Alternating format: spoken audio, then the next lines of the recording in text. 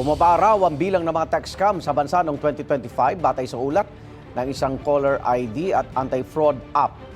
Ayon sa Who's Call Philippines, mula sa mahigit 6 na milyong text scam na naitala noong 2024, nasa mahigit 800,000 text scam na lang ang naitala noong 2025. Ilan sa mga nakikita nilang dahilan sa pagbaba ng text scam ang shutdown ng mga umano'y scam hub.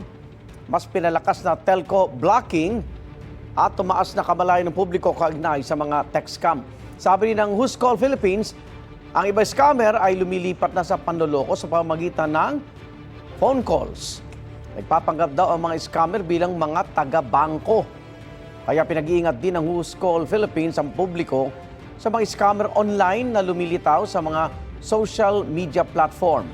May paalala naman ng Cybercrime Investigation and Coordinating Center sa publiko.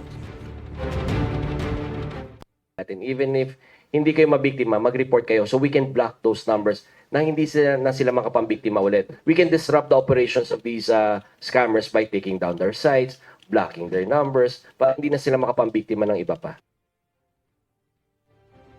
Igan, mauna ka sa mga balita, mag-subscribe na sa GMA Integrated News sa YouTube para sa iba't ibang ulat sa ating bansa.